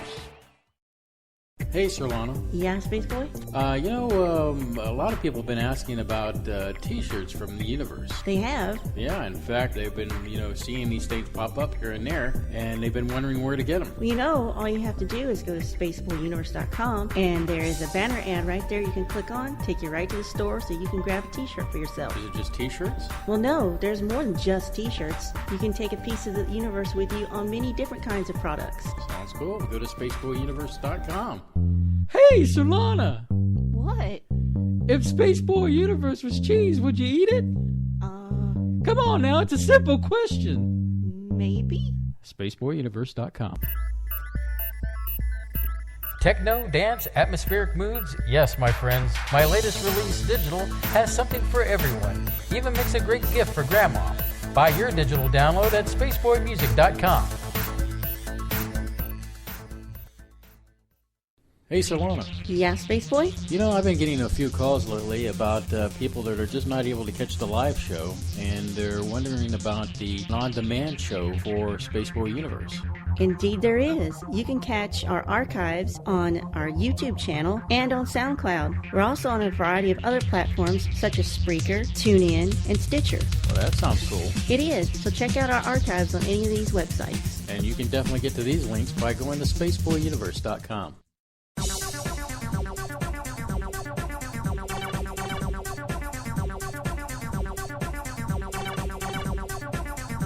To call in, dial area code 713-701-5214. You are listening to Spaceboy Universe. Here are your hosts, Spaceboy and Surlana.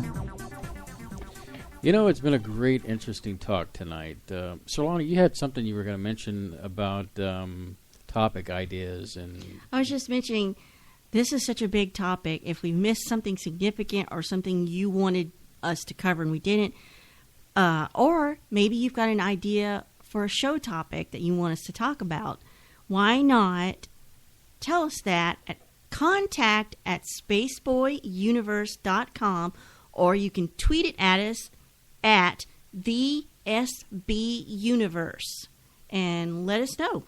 Awesome. Couldn't have said it better myself. So, as we wrap up the Jack the Ripper night here, there is one last thing I want to put out there that we both kind of looked at and saw. Recently, in my research, I came across a Jeff Mudgett. Now, the things that I came across were TED Talk, and, of course, a friend of the show, Solaris Blue Raven of Hyperspace. She had a show with Jeff, I guess it was October of this last year. And basically, Jeff Mudgett, if you don't know this guy, don't feel bad. In fact, he is the great-great-great-grandchild of, I guess his name is H.H. Holmes. And basically... That is a weird dude. He is a very weird dude. He is considered the first serial killer of the United States or America. Oh, my gosh. I looked him up. I was like, ooh.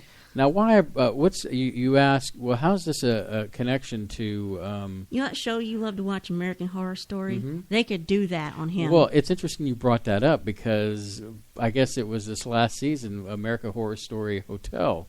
I have a feeling that there was a slight connection to him in general. Now, basically, you want to tell the audience what's significant about him as far as... Oh, my gosh. It's most devious, prolific serial killer. I don't know why they think he did. I don't know. This guy was busy. He had a business where he was selling human skeletons to medical school, but the suspicion is the skeletons were his victims.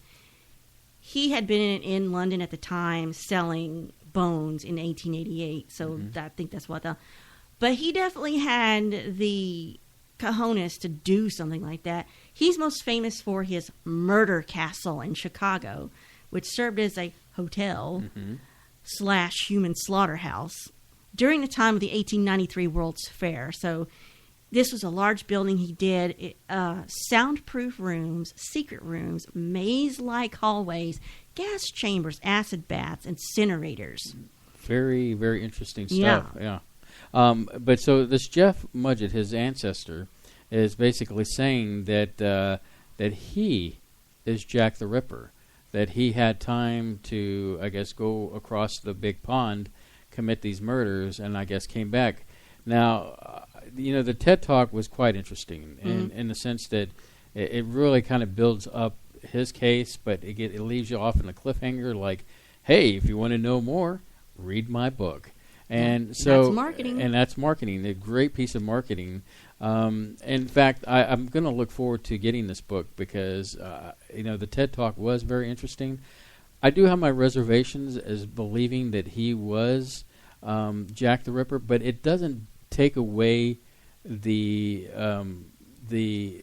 serious nature of the H.H. Holmes himself. They did eventually get him on the murder of his assistant and Joseph Peitzel and his the three children. So he sold his confession to the Hearst Company for $7,500. So basically, if you get a chance, check out this book by Jeff Mudgett. It's Bloodstains, H.H. Holmes. And like I said, if you want to look on YouTube, you can find his TED Talk. And, of course, Solaris Hyperspace has Jeff on her show, and that was from, I believe, October 13th, 2015. So if you want to know more, check out that. And, of course, Jack the Ripper all over the place. Draw your own conclusions. And this is the part where, if you're listening and you want to call in, callers, 713-701-5214. That's 713-701-5214. I wonder who it could be calling on the phone right now. I don't know. Do you know anybody that knows anything about I don't know. Who could it be on the phone? Caller, you're on the air. Hey. Gordon, how are you tonight, sir? I've been trying to call all night. Surlana is driving me crazy. Look, I know you've been trying to call because, I see it. What do I do? I'm just sitting here. Anyway, go ahead. It's your nickel. Well, okay, where do I start? First of all, let's see. STD in the 1800s in England was like everybody had it. Yeah, of course. I knew that. It was, people were born with it. People were, and when they were born with it, it didn't impact them as much. The whole patient zero theory. The theory about Jack the Ripper being a sailor is just has to be pure rubbish, for the sheer fact of sailors at that time were put in the Navy because of the fact they didn't have an education, they didn't have proper, they could barely talk. proper English. So, because the fact that all the Ripper murders have precise, it's all very precise, all precision cuts. The first cuts that they show are the ones on the neck. So it's theorized what they did was he put a cloth over their neck, cut their main artery, and let them bleed out before he did whatever he wanted to do with them. Isn't that what I said? No, I'm reiterating what you said. I'm just saying a sailor wouldn't do that. No, I'm reiterating what you said. The problem with the eyewitnesses were the fact that they varied so much. He was short, he was tall, he was thin, he was fat, he had a mustache, he didn't. The most common one is one of the ones Surlana touched on. He was very posh. He was dressed like Loki from the Avengers. Nice little mini cape, top hat. The only variation is whether he had a mustache or not. Well, I had to break in here. The mustache was quite the standard time for Man, that look. I saw some mustaches in these suspect photos and sketches. Like, get that big giant caterpillar off your face, man. Ugh. Yeah, some of them are pretty outrageous. Another thing is the whole immigration of the Polish Jews. Yes. Everyone hated them. Yes. And Whitehall, Whitechapel, that area was the dumping ground for that was the ghetto. But it was also the party town where you went to, get a girl, yes. Mind you a couple pints, so it was downtown Oakland when I grew up. They obviously had to have medical knowledge, and that's something that gets, that gets overstressed, so to speak. Because if you look at Leather Apron, his whole thing was, one, he hated hookers for the sheer fact that that's how he was born. His mother was a hooker, and he was the child of her profession. Well, that gives me more insight then. Secondly, he was a pimp. He was the muscle of a lot of the girls in Whitechapel. And that's where he got his nickname Leather Apron, because before he beat the snot out of you, he'd put his leather apron on. If you saw him with his apron on, it wasn't going to be a good night for you. And it was also documented that he carried a knife underneath his coat. Knives, plural. Yes. Yes, knives, plural. So it sounds to me like, Gordon, that you have a wealth of information under your belt to write another book. Oh, see, you peer pressured me into the Jonestown book. I write the Jonestown book, now available at Amazon.com for only $1. Oh my God, that's so reasonable. Anyway, you pressure me into writing that book. I've sold 2 copies of it so far. It's horrible. It's terrible. I'm kidding, of course. Good, I'm glad you are. Yeah, because, I'm authored by the name of Philip Sugden, Sugden, wrote a book called The Complete Jack the Ripper, and I put a link on it in the sandbox. I'm not sure if it's still around. I'll do it again, though. And this book came out, I think, in 2003. And you want to talk about a wealth of knowledge when it comes to Jack the Ripper. Oh, yes. This is just, it's over 400 or 500 pages. I just didn't have time to read any book on it. I would have liked to. See, you should have been like, Gordon, I need help researching this. And I would have been like, I already know all this stuff. But no. See, I can only imagine the look that she's shooting at you right now, Spaceboy. She's probably like, I'm going to get him. I'm just reading chat. She's doing her nails and playing solitaire, and but with the 3 letters, the only thing I would correct you on is 2 of them were letters and 1 of them was a postcard. Yes. The Saucy Jack was a postcard, and then the other 2 were letters. And one of the letters, I think it was the From Hell letter that was the only letter that was really spelled phonetically. Mm-hmm. And when I say spelled phonetically, I mean it was spelled in Cockney. If you read it, yes, you have no choice but to imagine the Cockney accent. Exactly. That's how I picture them people from, the Whitechapel, the rough area. They've got that rough Cockney British accent. I think it's way of talking. I think between the both of us, when we picture anybody talking, we actually hear it from because we've watched so much British programming, and so I hear it in Carl Pilkington's voice. Well, not everybody talks like David Tennant. Okay, he's Scottish. Yeah, I know. That was kind of my point, which I think is funny because most of the doctors are Scottish, not British. But anyway, okay, never mind. That's a different rant altogether. In fact, we plan on bringing you back in May sometime, and you've been invited back to when we do pop culture, and I will come back in a heartbeat. I know in a heartbeat. I know you will, sir. We don't want our we don't want our well to run dry. That's why we don't keep bothering you. Well, the problem with the From Hell letter, as I was saying, is it's spelled phonetically. When people wrote, even in the Whitechapel area, they didn't write phonetically. And so, in my opinion, this was written by someone who was very smart, trying to, pin it on someone who was actually living in that area. So when it comes all down, Gordon, who do you suspect is the killer? Donald Trump. Come on. Okay, this is comedy gold. Anyway, all in all, I don't know if it's anyone particular. I mean, because I've heard so many tantalizing theories of, it was a doctor who had, split personality, which, given what we know about people, well, exactly. What we know now about people with multiple personality disorder, which is a real thing, is these personalities share information.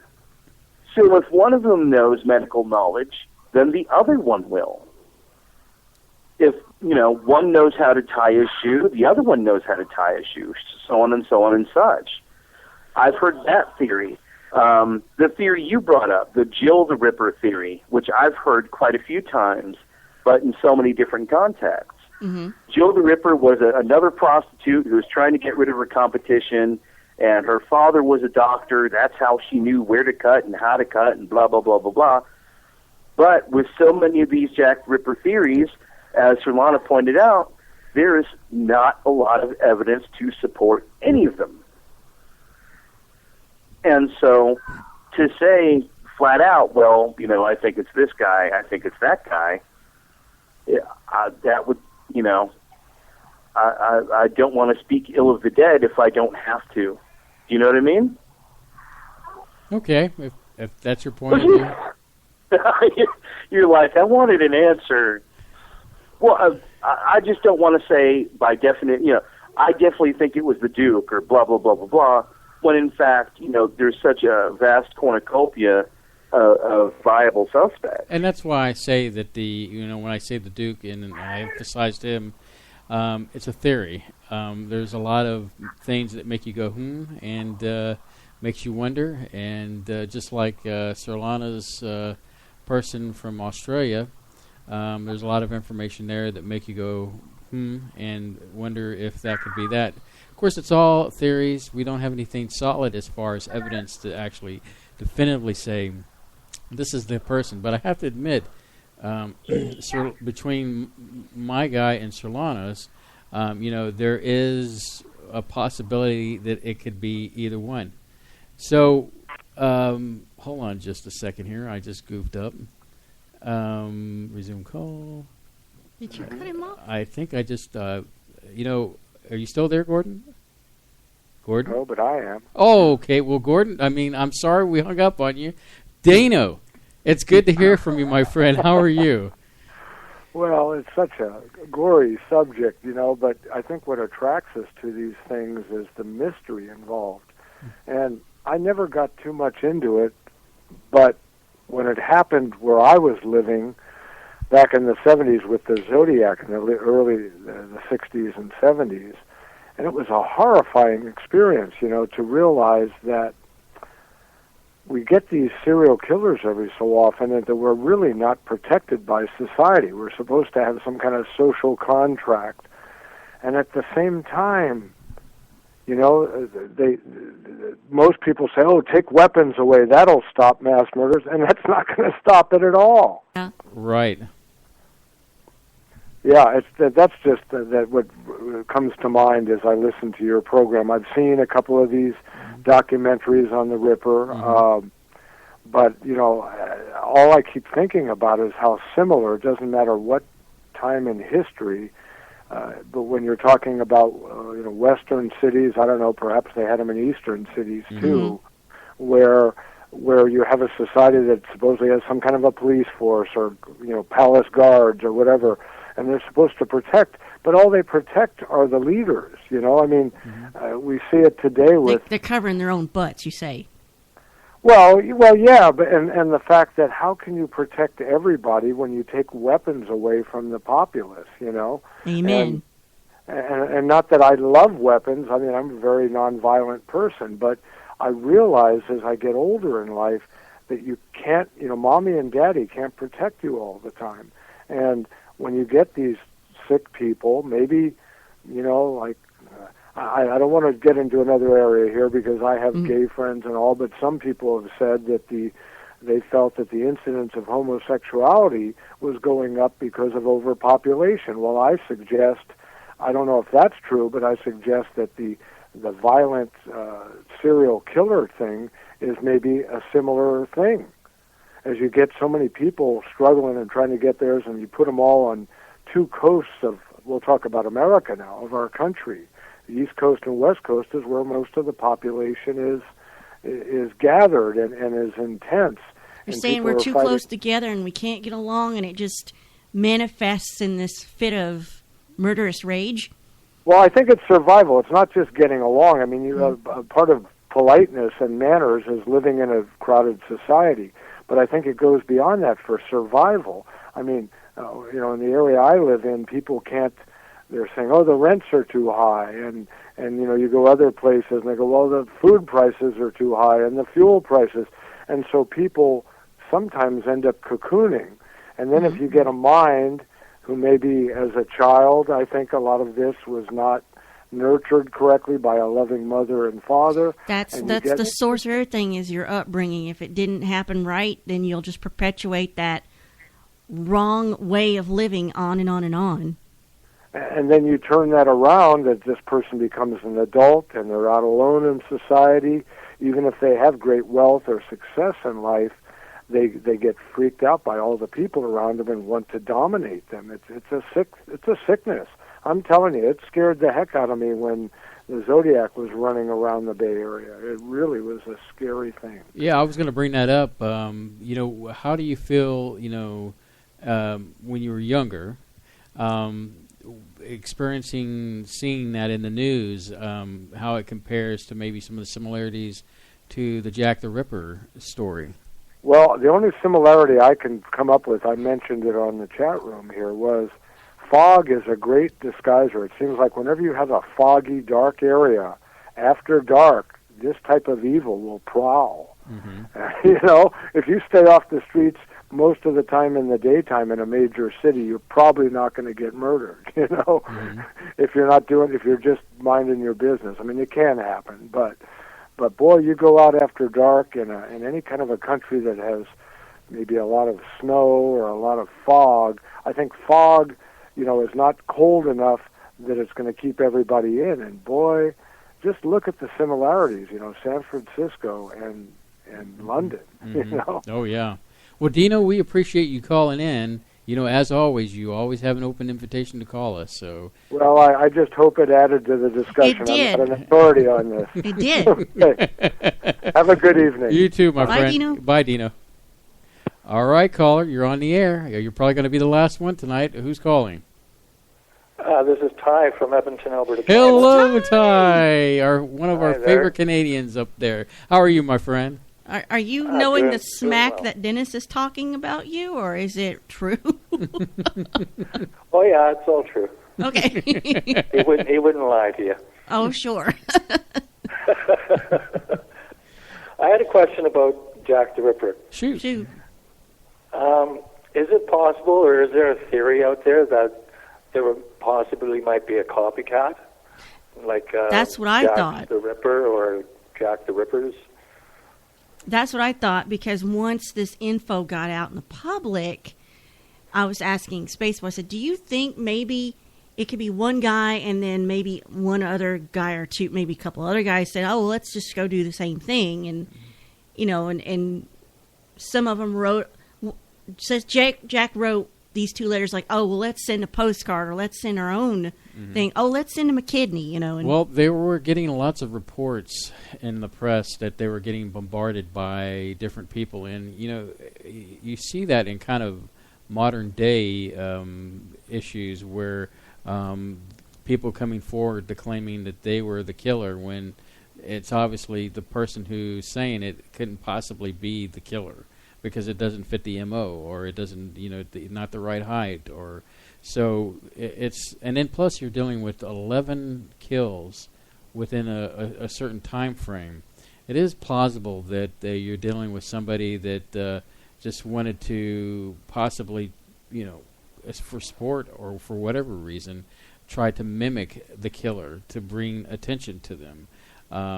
You know, so I can only assume, yes, it could have been many people that could have mimicked the Jack the Ripper and trying to follow in his footsteps or to try to steal glory away from him or however you want to slice it. Mm-hmm, so to speak. Mm-hmm. Now, Gordon, that's funny. Oh. Anyway, I digress.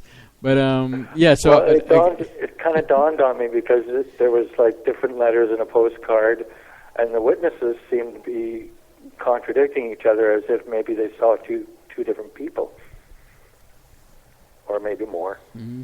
Well, you know, it's, you know, considering how dense and packed that area was, and of all these different people, and you know, it was a madhouse. You know, that small little area of London, having all these people, and you know, these immigrants filling in because it was a cheap place to stay, and then of course for other people it was a cheap place to play, quote unquote. And so, it was a hotbed. Dino was mentioning earlier that, about the condensedness of people being together. I can only say that it probably contributes to the fact that, when we're pushed together, it's kind of like a rat in a cage. We're trying to get out. We're fighting back. So it seems only natural that, economics and not having the resources that people need, that it's gonna ignite something. And in this case, you have somebody that lashed out and killed people. Mm-hmm. Yeah, that kind of condition would breed violence, probably. Well, Ty, we're about to get this program ended. Do you want to tell everybody good night? Okay. To all the people out there, I just say have a good night and sleep tight. Ty, we love you, man. Keep calling us, okay? Yeah. I will. Right back at you. Good night, Canada. Good night, Canada. Good night. Bye-bye. All right. So that was Ty. And what an interesting night, right? Mm-hmm. So we rounded up. Just tune in next week. We're going to be doing something sci-fi. more lighthearted. Yeah, sci-fi. And, it's sci-fi in general. Just think of sci-fi talk for our next episode. But, Surlana, I'm rolling the music. We're space cadets. That's what they are. We are. Or you are. Say goodnight, Surlana. Good night, Surlana. Bye, guys.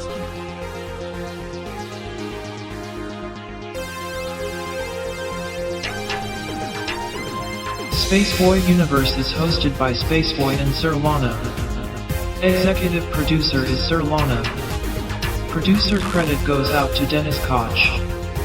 Find Spaceboy at spaceboymusic.com and spaceboyuniverse.com. This has been a Spaceboy Universe production. You have reached your final destination. Good night, Space Cadets.